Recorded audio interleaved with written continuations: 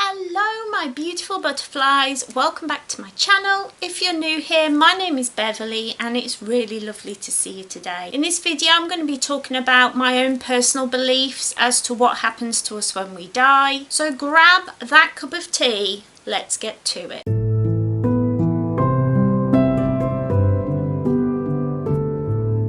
Now before I start, I do want to say that I respect everyone's views, religious or cultural, on this topic. This is a big topic, it's something that can make people feel upset, might not, but I just want to make sure that everyone knows that down in the comments is a place that I only see as a safe space. So if I see anyone being mean, bullying, harassing or trying to push their own views onto people, I am going to be banning you. I don't care who you are. Okay, as long as we can have a discussion in a respectful manner, it's all gonna be good, okay? So yeah, we're just gonna try and come at this from my own personal views, and this comes from a number of different places. So I've studied this topic for years and years. Like, this is something that's interested me my whole life pretty much, and so I'm coming at it from lots of different angles. My ideas are a jumble of lots of different cultural and religious aspects, and I'm going to explain more about that in a minute. But before I do, don't forget to like, comment and subscribe. But let's get to it, shall we? So as an omnist, I come at this from quite a philosophical and learning standpoint. I've always read lots about these things. I've learned a lot in the past few years about shamanism. Shamanism is something that's always really interested me. If you want to know more about shamanism, I have done videos about them before, and I will leave links to it down below. If you want me to do more videos on that, I can. Just let me know. But yeah, I come from it from shamanism, shaped my beliefs quite a lot. Life between lives, which is something that people do as kind of a past life regression kind of thing. You go to a past life at very end, the point of death, and then they follow them where they go next. So it's not past life regression, it's the bit in between lives that really interests me. Near-death experiences, there have been people all over the world from different religions, different cultures, who have had near-death experiences. So this is people who have died and been medically dead for sometimes hours and have come back to life, and they have then told their story of what they remember, and from that we can get quite a clear image of what happens directly after death. Also religious texts, books I've read just in general, TV programs I've watched, documentaries, that sort of thing, as well as my own personal experiences when I was a nurse before I got sick. All these things that I've been looking into, researching and interested in over the years have shaped this thing that I believe very much happens to us when we die. So that's what we're talking about. I'm quite nervous to do this video, but I do want to talk more on these sorts of topics and bring it to my channel, so I thought a good place to start would be on this. So stick with me guys, this is just my personal beliefs. So the first thing I believe is that shortly after death our soul leaves our body. So I believe this because I have laid out bodies in the hospital and in the community as a nurse, and you'll find after a short time the body will become waxy looking and will change. We had people who would look like themselves just asleep, look exactly the same, until a family member would come, and then suddenly they would change as if their soul was waiting for that person to come and say goodbye. Other times they would immediately change. Sometimes it would be hours, we'd be sending them down and suddenly they'd change. And that made me think, you know, what's different? Because they're kept in, you know, it's the same situation. They're in a hospital ward, so nothing's changed other than the fact that maybe the soul is leaving the body. And that is what I believe personally. I'm a big believer in that. I remember when I was a student nurse being told by the nurses in the hospital that when a patient dies you open the window so the soul can leave. And I remember one night when we did not do that. We didn't open the window for whatever reason, I can't remember what it was. And I remember further on down the ward, there was a woman who was pregnant and she woke up screaming, saying it felt like someone was trying to crawl into her body. Those sorts of experiences are the things that make me believe that shortly after death, our soul leaves our body. And I don't believe our soul comes completely into our body. I believe that we're too high vibration. We come from the upper realms, which is where angels, spirit guides, and all of that kind of thing comes from. That's where our soul lives. And we have many jobs there. I've watched many documentaries on this, and they've always talked about how we do things like we look after the Akashic records, or we'll be healers, or we'll look after soul groups, or we'll be teachers. And we live up in the upper realms, which is a very high vibrational place. Earth is very low vibration. It's a very difficult place to live in. It's very heavy, very full of emotion and hurt. And because of that, our soul coming into our body in its entirety just wouldn't be able to exist. I just don't believe it could. So when we're talking about our soul, a lot of the times when you're doing meditations and things, it will talk about part inside your heart or just behind your heart. Find where you are, your soul. And so I think we just have like a small piece of our soul in this kind of an area in the heart chakra. And because of that, our soul will leave our body, which is just a vessel really for our soul, and it will go up and reunite with our soul up in the upper realms. That is not our human selves. Our soul and like my soul and Beverley are two different things. Beverley is not her soul. I'm not my soul. When my soul leaves my body, Beverley is still here. I believe something else happens to Beverley, so stay tuned guys, it's coming later. I really hope you guys enjoy this video because I've wanted to talk about this for a while. So when our soul reunites in the upper realms, it then goes to write down what happened in this life, what it experienced, what happened, and it writes very detailed. There are people who have done meditations to go to the Akashic records, and people who've had near-death experiences who have done this, who have gone up to the upper realms, and it's like a giant infinite library, and each life has its own book, or each soul. I can't figure out if it's each life or each soul, but either way we go and write down all our experiences straight away. Most near-death experiences talk about one of two things happening, and every single time they talk about going and writing down their experiences, or at least visiting the place where they will do that, so they at least see that tome with all the writing on it for their lives. I would love to read my life. It's called the Akashic records. You can do meditations to go and have a look at it, and there are tribes where it's believed that they have the Akashic records or access to them, and I know that I've heard stories of people who've visited these tribes and they've been able to find them and tell them what their life is going to be like. I find that fascinating. I really do. I find that so interesting.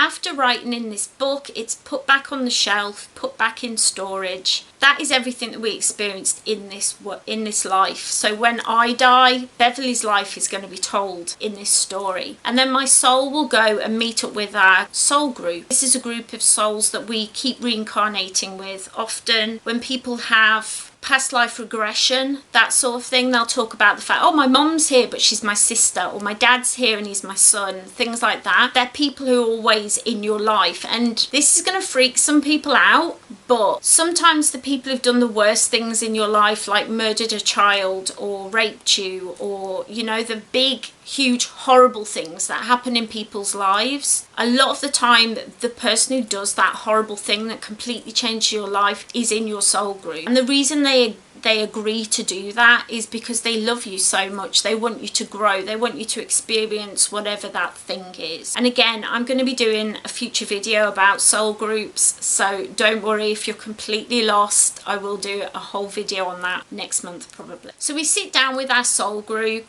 around a big table, or some people talk about it being like a courtroom. Now I think this is because of how we view ourselves. Either we see ourselves as doing really horrible bad things, and so we need to be judged, or we see that, you know, we've had a good life and so we sit down and have a nice chat with them. I don't see this really being as a judgment or a nasty thing that happens.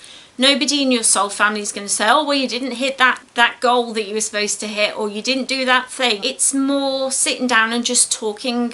Did you achieve this? Did you do that? Was this what you wanted to do? And you start planning your future incarnations and talking about how this life affected you as a soul and what you got out. I'm really looking forward to that, actually. It's something that I'm looking forward to being able to sit and look round and see who I know from this life, sitting around the table or in the room with me, and just knowing, oh my gosh, these people were with me and supported me through this life, and that makes me so happy to think about. However, Beverley doesn't stop existing. A lot of people talk about how, you know, we have ghost experiences, spirits, that sort of thing. We also have things where you can work with your ancestors. I do ancestor veneration, meditations with my ancestors. I leave them offerings. Now, if I thought that my soul just went on and Beverley was just an experience, that wouldn't make a lot of sense to me. And I don't believe that Beverley just stops existing. Beverley has lived this really incredible life, and she then needs to go on to do her own thing. And I believe that is when we go to the lower realms. Now, the lower realm became hell, but I don't know how that happened. I really don't know how Christians turn that into hell, because it's actually the safest place you can go to. When you start doing shamanic journeys, it's actually recommended that you go to the lower realm first. And I visited there in meditations and journeys, and it is a very cozy, lovely place. It feels very much how we would have lived hundreds and thousands of years ago. Our primitive man lived, so we live in family tribes, so all our ancestors will live in like a tribe together, and our ancestors are there to be called on, to be worked with. Some of us don't make it there for whatever reason. I do believe that the goal is to get to the lower realms,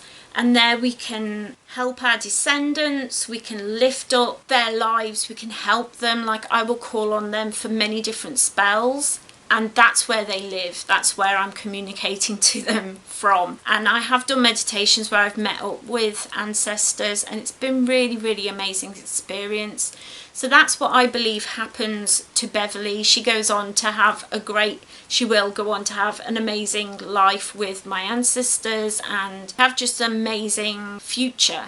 You know, she'll always exist in the lower realms. Our soul then will take time to recover from being in such a low vibrational place. If you think about our soul and how bright and light it is, how incredible our soul must be, it needs time to recover. Sometimes I've heard of psychics talking about how sometimes we need to go to like a hospital or a place of healing. I spoke to a psychic when my grandmother passed away, and she spoke about the fact that she had Alzheimer's late in life, and she needed time to recover from that, time to heal from that. And so I couldn't connect with her that time that I went to see her, because she was in this healing area. So I do think our souls need a lot of time and energy, and that's why, like in my personal family, we've recently had a bereavement, and it's been very, very difficult, and my husband wants to go and see a psychic to try and connect with that person,